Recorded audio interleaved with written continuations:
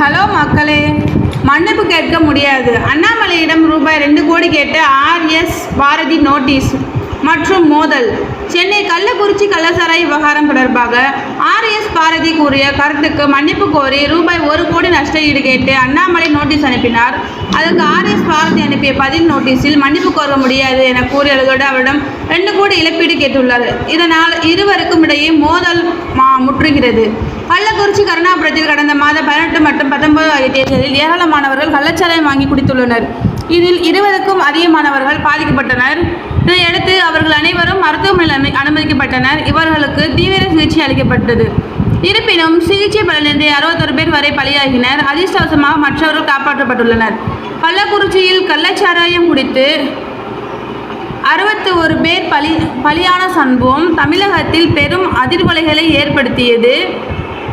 மேலும் எதிர்க்கட்சிகள் ஆளும் திமுகவை கடுமையாக விமர்சித்தனர். மேலும் முதல்வர் ஸ்டாலின் தனது பதவியை ராஜினாமா செய்ய வேண்டும் என்ற கோரிக்கை வலுத்தது.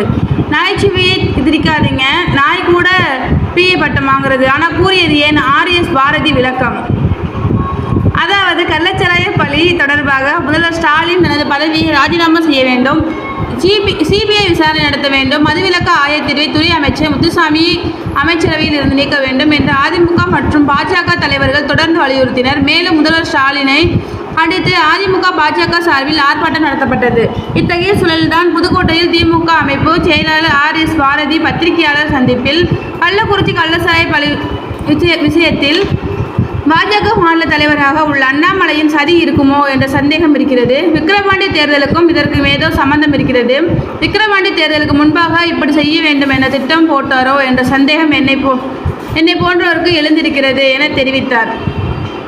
இப்போ நாய் கூட பிஏ பட்டம் வாங்குது, டாக்டர் பட்டம் திராவிட இயக்கம் போட்ட பிச்சை. ஆர்.எஸ். பாரதிய பகீர்.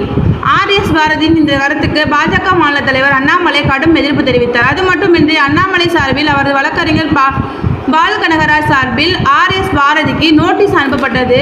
அதில் உண்மைக்கு புறம்பான தவறான கருத்துக்களை கூறி மக்கள் மத்தியில் அண்ணாமலையின் கண்ணியத்தை குலைக்கும் வகையிலும் கலக்கம் ஏற்படுத்தும் நோக்கிலும் அவதூறு கருத்துக்களை தெரிவித்துள்ளதற்கு நிபந்தனையற்ற மன்னிப்பு கோர வேண்டும், இல்லாவிட்டால் ரூபாய் 1 கோடி நஷ்டஈடு வழங்க வேண்டும் என தெரிவிக்கப்பட்டிருந்தது.